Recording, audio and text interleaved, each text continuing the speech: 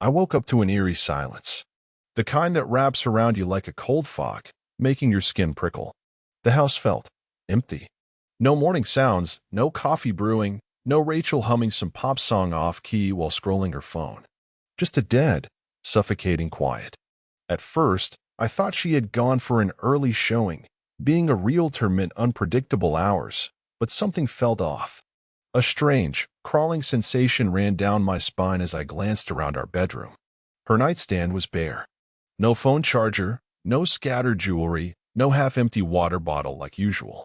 I pulled open her closet door. Half of her clothes were missing. That's when my stomach dropped. I rushed into the bathroom. Her makeup, her toothbrush, gone. My heartbeat pounded in my ears as I walked through the house, the reality hitting me in waves. She hadn't just left for the morning. She had left. Completely. Silently. Without a trace. No note. No text. No, we need to talk. Nothing. My hands clenched into fists as I stood in the center of my living room, staring at the now too large space. I didn't know whether to feel relief or rage. Then, something caught my eye. A crumpled receipt on the kitchen counter. My gut twisted as I picked it up. A moving company. Yesterday's date. Paid in full. Rachel had planned this. The shock hit me like a brick to the chest. My wife of 5 years, the woman who had once cried at our wedding, swearing she'd love me forever, had packed her bags and vanished in the night like a coward. I pulled out my phone and called her.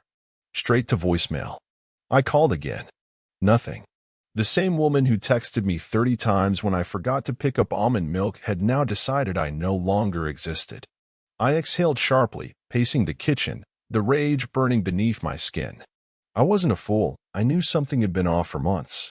The sudden late nights, the whispered phone calls, the way she avoided my eyes. But this? Running like a thief in the night? I wasn't about to chase her. Instead, I smiled. Because Rachel had no idea. She thought she was playing the game, but I had changed the rules months ago. And when she figured it out, it was going to be glorious. I sat down at the kitchen table, staring at the receipt in my hand. A moving company. Yesterday's date. Paid in full. She must have thought she was being smart. Slipping away in the dead of night, erasing herself from our life like she was never here.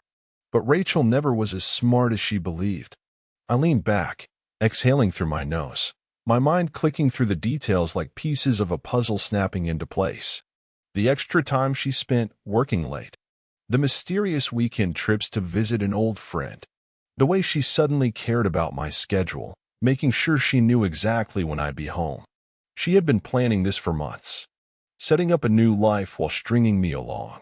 Probably thinking she'd clean me out in the divorce while playing the innocent victim. Except she had no idea what I had done first.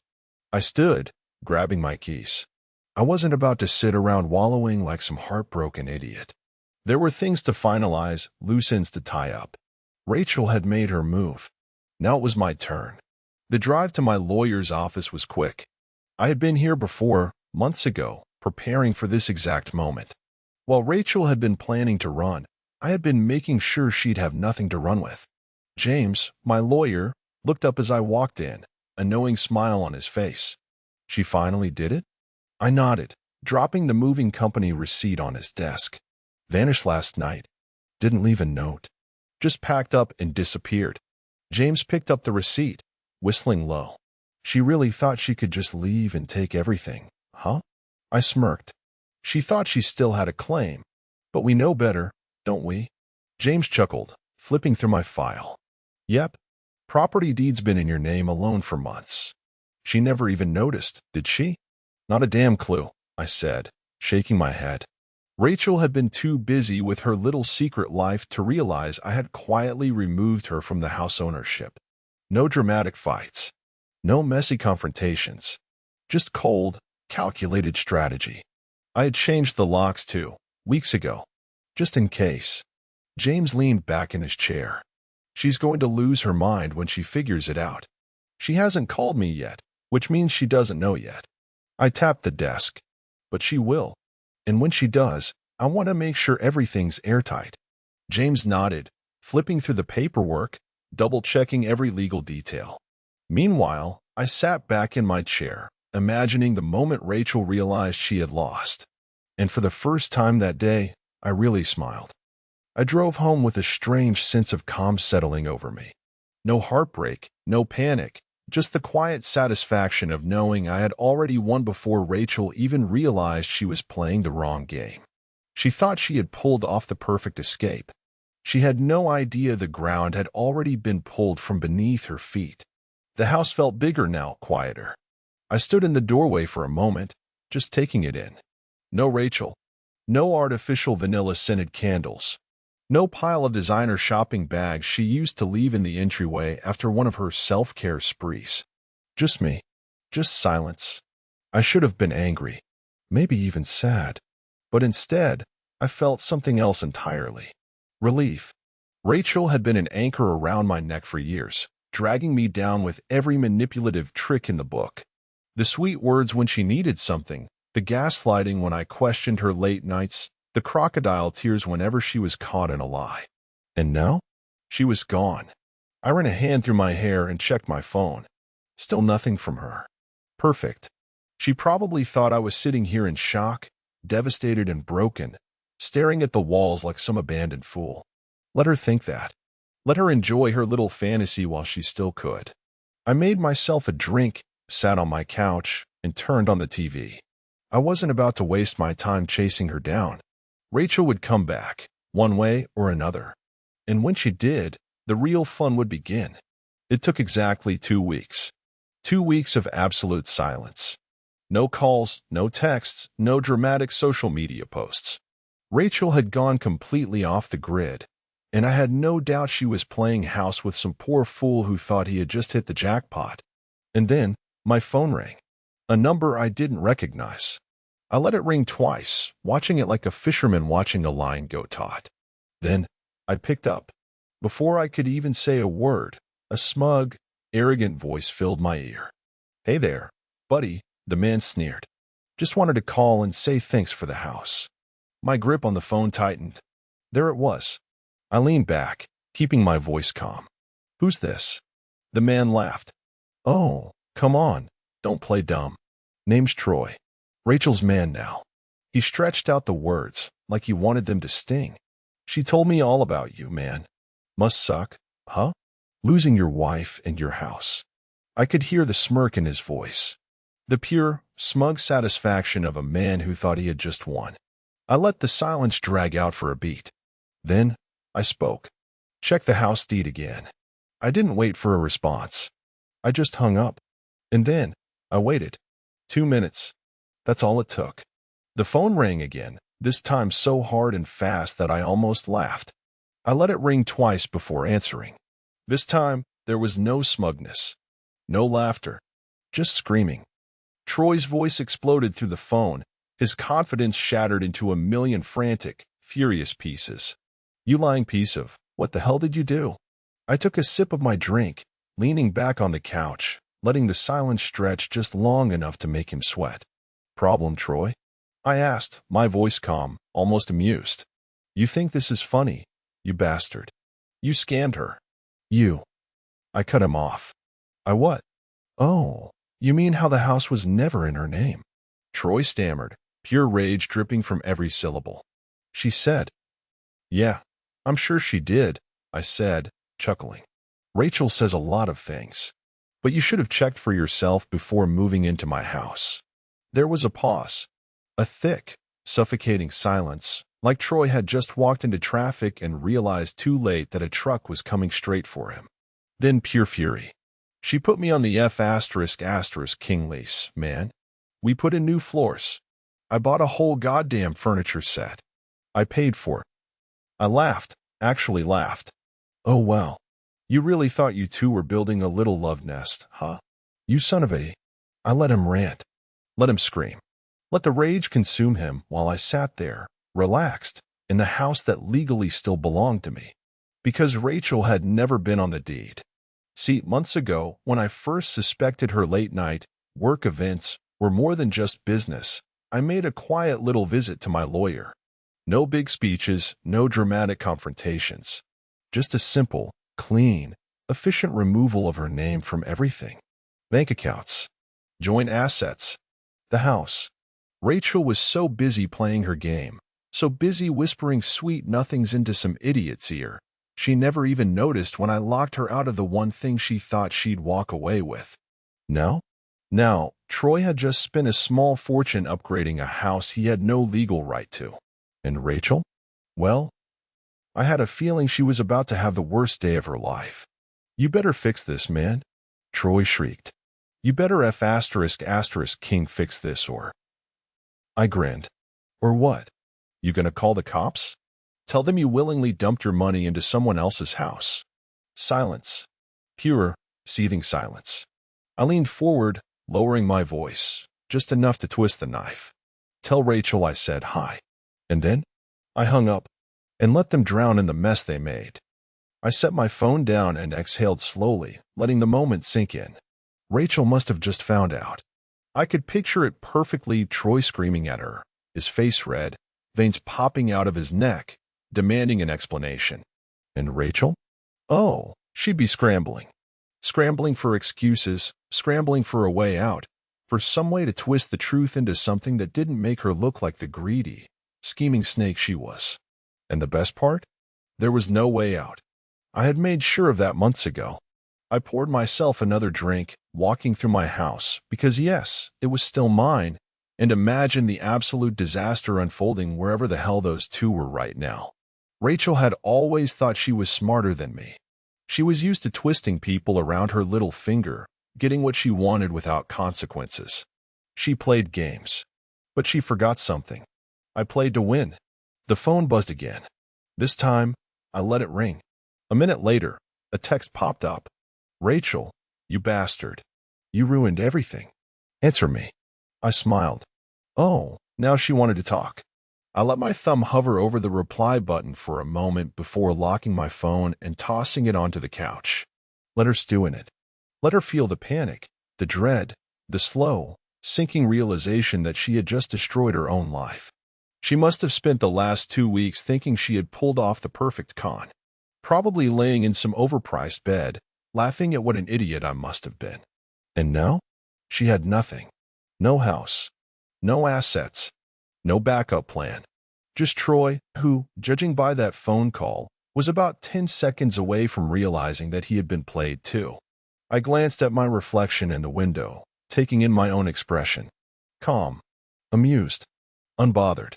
I took a slow sip of my drink and let the night settle in. This was only the beginning. The next morning, my phone was blowing up. Missed calls, voicemails, texts. Rachel had gone into full meltdown mode. I scrolled through the messages while sipping my coffee, a smirk tugging at the corner of my mouth. Rachel, I swear to God. Mark, answer me right now. Rachel, you think this is funny? What the hell did you do? Rachel, I'm calling a lawyer. You can't do this to me. Rachel, call me back. Call me back now. Then, a final, desperate attempt. Rachel, baby, please. Let's talk. I actually laughed at that one. The sudden shift from threats to fake sweetness was so textbook Rachel, it was almost nostalgic. She must have realized screaming wasn't working, so now she was trying to switch tactics. Too bad for her. I wasn't playing along. I put my phone down and took another sip of coffee, letting the messages pile up while I got ready for the day. I knew exactly what was happening. Rachel was sitting somewhere, maybe at some overpriced cafe or in Troy's half-furnished house, frantically trying to figure out how her perfect little plan had gone so horribly wrong. She had spent months crafting her escape, setting up her next move, finding a new sucker to bankroll her lifestyle. But now, she was homeless. Because Troy sure as hell wasn't going to let her stay after finding out she had nothing to her name. My phone rang again. This time, I picked up just to see how bad she was unraveling. Mark, she breathed, her voice already laced with fake relief. Oh my God, finally. I didn't say a word. Just let the silence hang. She hesitated, then forced a nervous laugh. Okay, you got me. You pulled a fast one. Very funny. But seriously, Mark, you need to fix this. I leaned against the counter, completely unfazed. Fix what exactly, Rachel? Don't do this, she snapped, the fake sweetness vanishing in an instant. You know what? The house, Mark. My house. There it was. That entitlement. That delusion. I laughed under my breath. Your house. Yes, my house. The house we shared. You can't just. I didn't just do anything, Rachel. You were never on the deed. Dead silence. I could practically hear the gears turning in her head. Then, her voice dropped to a furious whisper. You stole it from me. I grinned. No, Rachel. I just took back what was always mine. She inhaled sharply, like she was trying to keep herself from screaming. I swear to God, Mark, she hissed. You're going to regret this. I chuckled, completely unbothered. Oh, and what exactly are you going to do, Rachel? She had nothing. No leverage. No home. No money. For the first time in years, she was completely powerless. And I was going to enjoy every second of it. The silence on the line stretched, thick and heavy, like Rachel was really realizing, that she had nowhere to run. For the first time in her life, there was no backup plan. No safety net. No sucker waiting in the wings to save her. And I was loving every second of it. You're quiet, Rachel, I said, keeping my voice light. Not like you. You usually have so much to say when you're trying to weasel your way out of something. Her breath hitched, just for a second. Then, the anger came rushing back. You're a real piece of work, Mark, she spat. I gave you years of my life. Years. And this is how you repay me. I barked out a laugh. Repay you? Are you serious? I could practically see her pacing, her jaw clenched, her perfectly manicured nails digging into her palm. You think you're so smart, she seethed. Like you're some kind of mastermind. I smirked. Well, considering you're the one homeless and screaming on the phone right now. Yeah, I'd say I played my cards pretty damn well. That one hit. I could feel it. Rachel had spent years thinking she was always the smartest person in the room.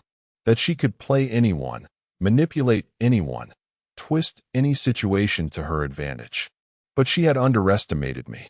She had spent so much time crafting her exit strategy, believing she was pulling the ultimate con. And the whole time, I had been 5 steps ahead. You know what, Mark? She snapped. Screw you. You think this is funny now? Just wait. Just wait. I have options. I snorted. Do you? Silence. Troy had already figured out the truth, which meant Rachel's options were dwindling fast. He was a nightclub owner, flashy, arrogant, but not stupid. He had spent his money fixing up my house. He had been used just like I had once been, and now? Now, I'd bet my last dollar he was looking at Rachel like a parasite he needed to shake off. And she knew it. I decided to twist the knife just a little more. Let me guess, I said, pretending to think. Troy's pissed, huh? I mean, really pissed. Probably throwing a fit right about now. Did he kick you out yet? Or is he making you grovel first? Rachel's breath came out shaky. Gotcha. F****Ku Mark, she whispered, her voice raw, like the full weight of her downfall was finally crashing down on her. I let the words hang for a moment. Let her sit in it. Then I exhaled. You did this to yourself, Rachel. She had no comeback. Nothing. And for the first time in years, I was the one hanging up on her. I set my phone down, exhaling slowly as the silence in my house wrapped around me like a warm blanket. For the first time in years, I felt peace. No more games. No more manipulation. No more walking on eggshells, waiting for the next lie to slip from Rachel's mouth. She was done. And I had one. I finished my coffee, stretching my legs before walking to the front window. The world outside moved on, oblivious to the war that had just ended. A jogger passed by. A neighbor walked their dog, just another normal day. For them. But for Rachel? Her entire existence had just collapsed. And I knew it was only going to get worse. A few hours passed before my phone buzzed again. I glanced at the screen. Troy. Oh, this should be good. I answered, but didn't speak. Let him sit in it. Let him make the first move. Listen, man, Troy's voice came through, his usual cocky tone gone. Now, he just sounded tired. I don't know what the hell went down between you and Rachel, but I need you to fix this. I nearly laughed. Fix it? Troy, I said, shaking my head, you really think I'm gonna do you any favors? He sighed heavily, like he was holding back a string of curses. Look, man, he hesitated, then lowered his voice. I made some investments thinking that house was hers. You know what I'm saying?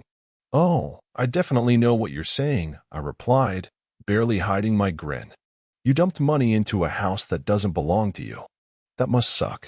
Troy's breath came out sharp. Listen, man, I don't like you, and I don't give a damn what you and Rachel had. But this whole situation? It's bad for both of us. For you, maybe, I corrected. For me? This is hilarious. His voice hardened. You don't understand. I have people I owe. People who don't like losing money. Ah, there it is.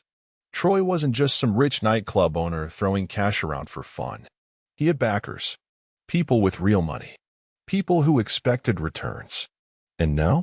He had nothing to show for it. Let me get this straight, I said, rubbing my jaw, enjoying the moment.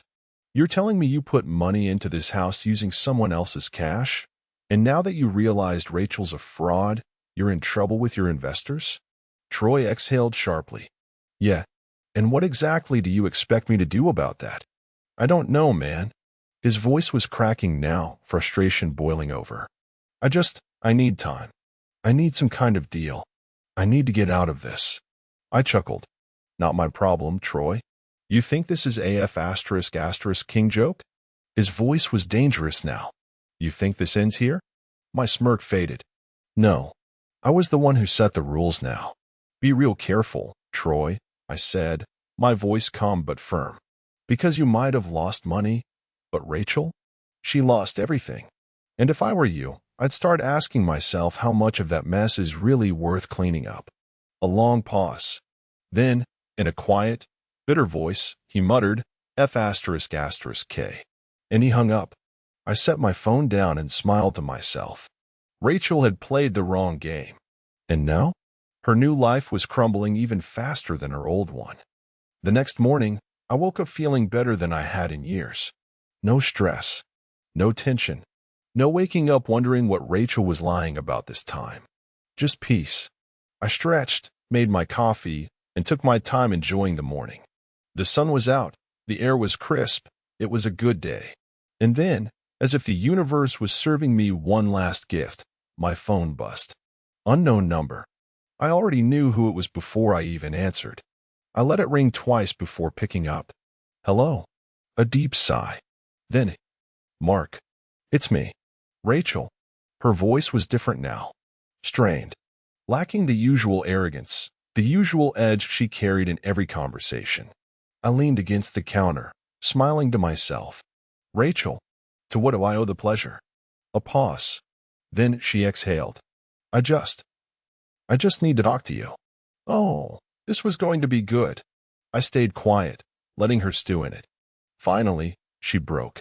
Troy's gone, she admitted, her voice tight. He threw me out last night. I bit back a laugh. It was too predictable. The moment Troy realized she had nothing to offer, he had cut her loose. Exactly like she had planned to do to me. Damn, I said, feigning sympathy. That must be so tough. Rachel let out a bitter scoff. You think this is funny? Actually, I chuckled. Yeah, I do.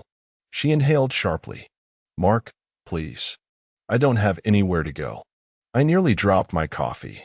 Did she really just say that? Rachel, the same woman who cheated, lied, and tried to steal my home, was now begging me for help? I had to turn away from the window just so no one outside would see me grinning like an idiot. I let out a long, exaggerated sigh. Rachel, what do you want me to do about it? Silence. Then, so softly, I almost didn't hear it. Can I come back? I swear to God, I nearly lost it. This woman, the same one who disappeared in the night without a single word, who thought she was too good for me, who mocked me while running off with another man, was now crawling back? I leaned against the counter, savoring every second. You want to come back? I repeated, dragging the words out. To my house? She swallowed hard. Mark, please. I made a mistake. We can fix this. I laughed. Hard. Rachel, I said, still chuckling, I think you forgot something. She hesitated. What? I grinned. You don't live here anymore. Then, before she could sputter out another excuse, I hung up. And for the first time in years, I had the final word. I set my phone down, exhaling slowly, letting the absolute perfection of that moment settle in. Rachel was finished. Troy had kicked her out. She had no home, no money, no backup plan. She had burned every bridge, played every trick, and now? Now, she had nothing left. And she knew it. I picked up my coffee again, taking a slow, satisfied sip. This was the moment I had been waiting for. The moment Rachel finally understood that she wasn't the puppet master anymore. She was just another failed con artist. It didn't take long for the next part to play out. That afternoon, I got a text from our bank. Alert. Withdrawal attempt from joint account. Blocked. I smirked. Of course she tried. Too bad I had closed that account weeks ago. Not long after, another text came in. Rachel, Mark. Call me. Now. I ignored it. Then another. Rachel, you can't just shut me out like this. And another. Rachel, I need money, Mark. That one? That one made me laugh. Oh, now you need me? I leaned back, shaking my head. Rachel must have really thought I was some kind of idiot.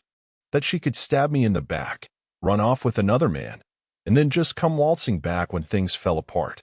She thought I was weak. That was her biggest mistake. The messages kept coming, each one more desperate than the last. Rachel, I don't even have a place to sleep tonight. Rachel, do you really not care at all? Rachel, Mark, please. I stared at the last one for a long moment. Did I care? Once upon a time, maybe. But now? No. I felt nothing. Rachel had made her choices. She had played her game. She had lost. And now, for the first time in our entire relationship, she was feeling the consequences. I let my thumb hover over the reply button. Then, just to put the final nail in the coffin, I sent her a single message. Me, not my problem. And just like that, I blocked her number. Rachel was officially out of my life. And damn, it felt good. The days passed, and Rachel's absence became nothing more than a fading memory. No more endless manipulation. No more stress. No more pretending that the life I had built with her was anything more than an illusion. I had won. And the best part? She knew it. A week after I blocked her, I got a message from James, my lawyer. James, guess who just tried to file for spousal support? I laughed. She really doesn't know when to quit, does she? I called James back. Tell me you shut that down immediately. He chuckled. Oh, I didn't even have to lift a finger.